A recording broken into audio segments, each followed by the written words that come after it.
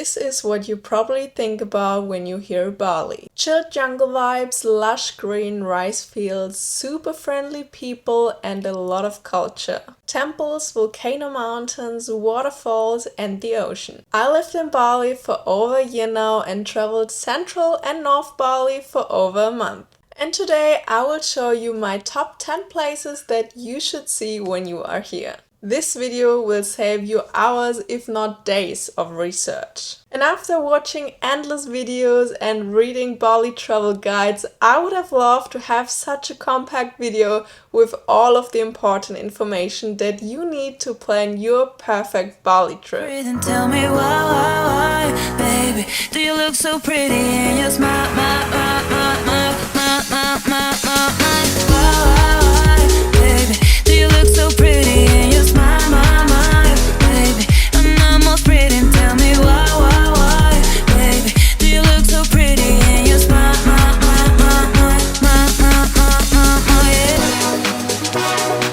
So these are the top 10 places and things that I would recommend you when you want to travel North Bali. I also combine some places in one point because they are very close or similar or just make sense to do it together. I also already made a lot of videos about these areas in Bali where I go into the specific area and just show you where's the best place to stay, to eat, and what are the best things to do more in detail.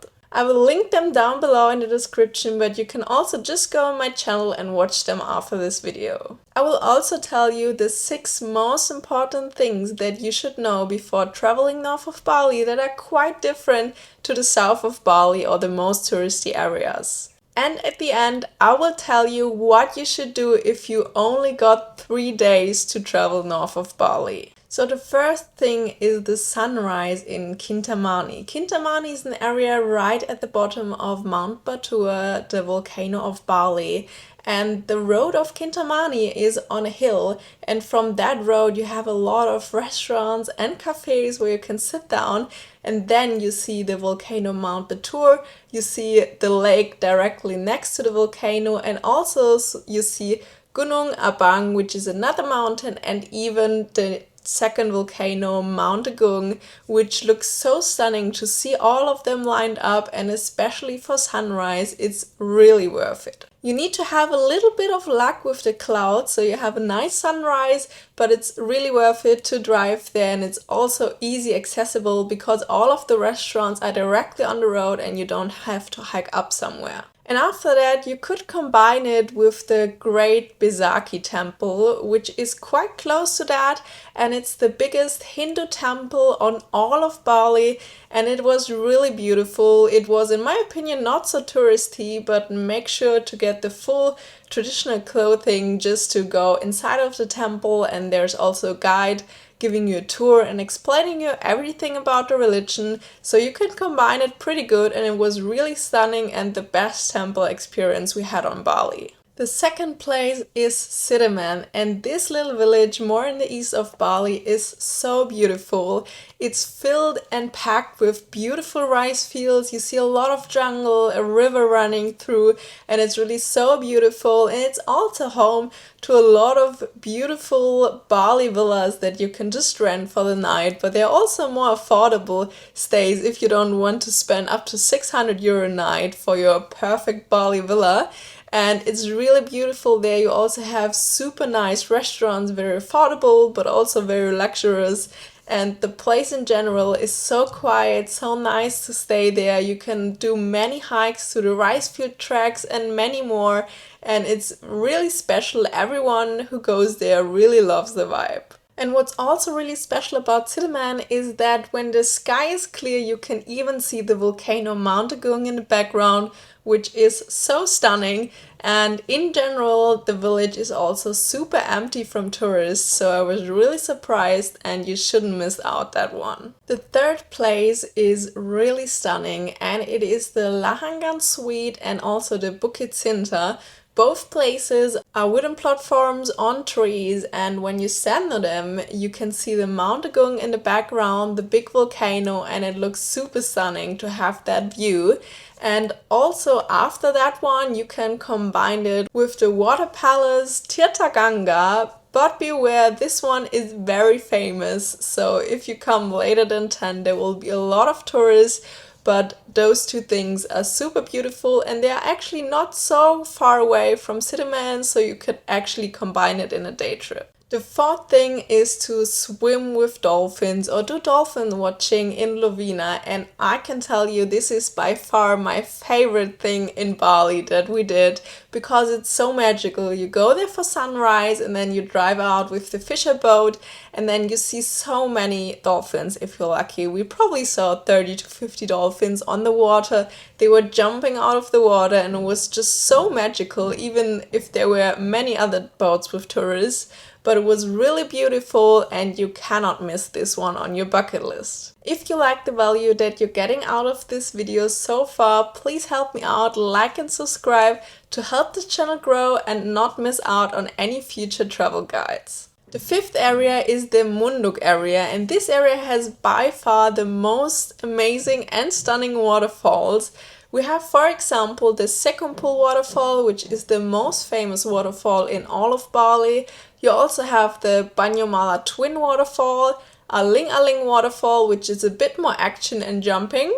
And also you have the Munduk waterfalls, which are basically 5 waterfalls in a row that you can hike, and all of them are really stunning. And really close by you have the Ulun Danu Beratan temple, and this one is really unique because it's directly located in a lake between the mountains and it's so beautiful, a bit like a flower garden, really beautiful. And then you have the lake in the background of the temple and the mountains in the background, and it was so unique and so stunning. You can also do the waterfalls and the temple right after you're swimming with the dolphins in Lovina, because this will actually be on your way back to your location. So the sixth one is the Jatiluwih rice terraces, and this one is actually 1 out of 4 UNESCO World Heritages that are located in Bali. And you have those stunning huge rice terraces in the background. You can see all of the mountains of Bali, and the rice terraces are far more huge than in Sidemen, for example. But the downside is that you don't really have those Bali villas or nice luxury restaurants that you maybe want to enjoy because it's a UNESCO World Heritage, so they can't really build new things, but it's really stunning. And if you only come for the rice terraces, I would definitely recommend to you the Jatiluwih rice terraces. Point number 7 is to hike the volcano Mount Batur, and it's probably one of the most famous things to do in Bali. And for that you get up pretty early because you want to be on the top for sunrise. You probably get picked up at your hotel or location between 1 and 2 a.m. And then when you arrive at the Mount Batur at the bottom, you still hike up 2 hours to the top. There will be also a lot of other tourists and you have to have luck with the clouds to get a beautiful sunrise. But if you have, it is totally worth the time and lack of sleep and amount of effort that you put into that. You get to overlook all of Bali, you see the beautiful sun rays, maybe with a little bit of clouds that make it even more special.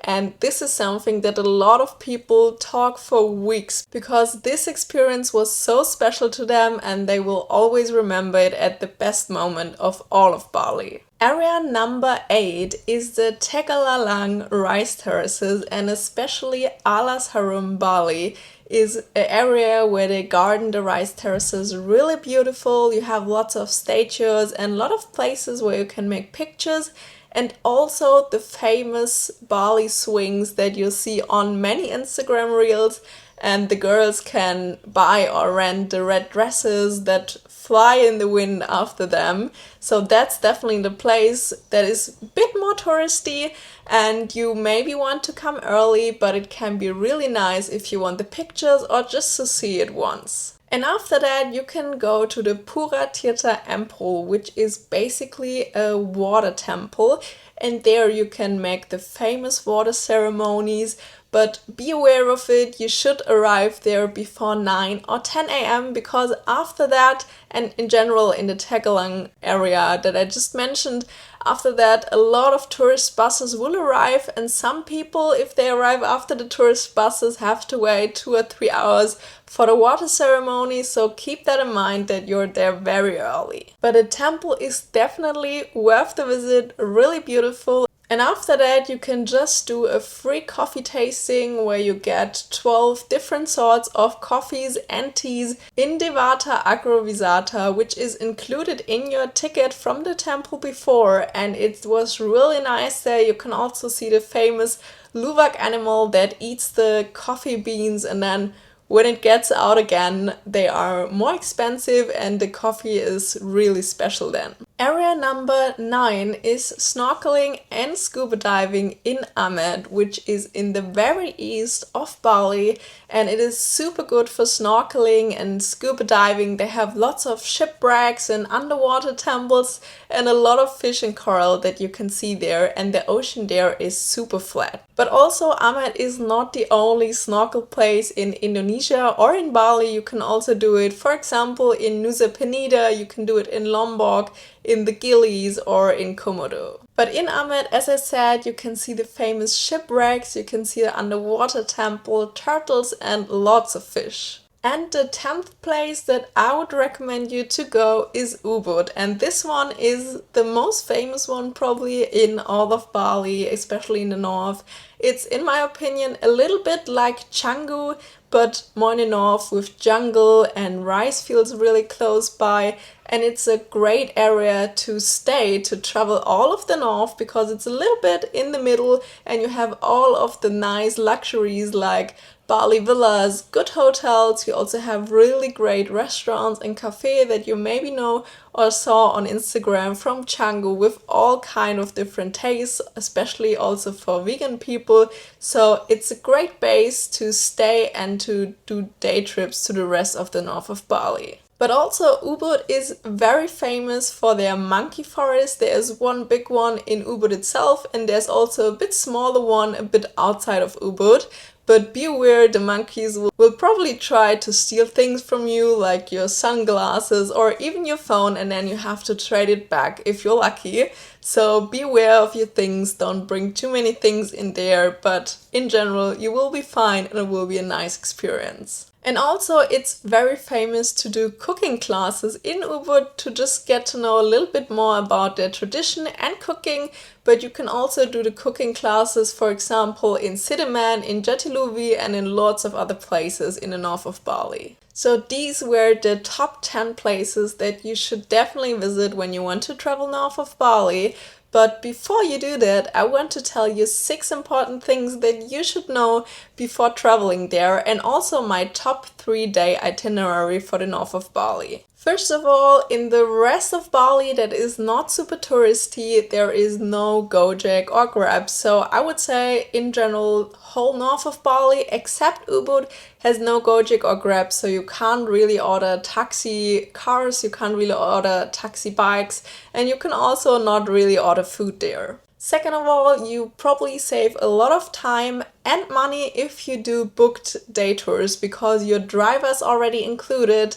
For car, the driving costs around, you also don't have to spend hotel costs in another area and have to move all of your stuff, which could be a little bit annoying all the time. So I would really recommend you to just book day tours and stay in Ubud all the time. Traffic in Bali is wild and really slow, so even if you're an experienced scooter or motorbike driver, 1 hour of driving in Bali will feel like 4 hours of driving in an industrial country like Germany, US and so on. So that's why I really recommend you to book day tours that you have the driver included and can just relax in that time. 5, it's safer to come in dry season, which is from April to October. You can still do it in rainy season. We did it in November and that's like the beginning of rainy season, and also every rainy season is different. For example, the last year's the rainy season was almost not there, it was not raining that much, but this year rainy season is really intense off Bali, and it will probably rain in the north of Bali every afternoon, so that will take a lot of time from you if you do it on rainy season. If the place has more than 2,000 to 5,000 reviews on Google Maps, you should definitely be there before 9 or 10 a.m. because after that all of the tourist buses will arrive, and then you will have a hard time staying in line all the time or seeing just so many tourists. And this one is really important if you want to drive scooter on your own. First of all, you should really know how to drive a scooter because it's really hard in Bali with all of the traffic, and in the north you have a lot of steep roads and curves and so on, so you should really know how to drive a scooter, and the best have a license for that. And always make sure to drive with a helmet because I see so many tourists and locals driving without helmets, and it's really dangerous because you can slip away easy. The roads are sometimes a bit dusty, or the condition is just not good, or it sometimes can be just not your fault, and if you have an accident it's really dangerous to have no helmet, and it could cost easily your life. So now I will give you my top 3 days itinerary that I would do if I only had 3 days to travel north of Bali. On day 1, I would go for sunrise on Mount Batur if you can do the 2-hour hike. If you're maybe not that fit anymore, you could do the Kintamani and just go into a restaurant. The view will be still great, but you just don't have to do the hike. After that, I would visit the Great Besakih temple, which is quite close by, and you can just go into the temple. As I said, it was really beautiful and it's the biggest in all of Bali. And in the afternoon you could drive to Sidemen. It's also quite close and you have the beautiful rice fields. You can do another hike maybe in the rice fields or just enjoy the nice restaurants and views that you get there. On day number 2, I would go in the morning to the Jatiluwih rice terraces, just hike through that in the morning,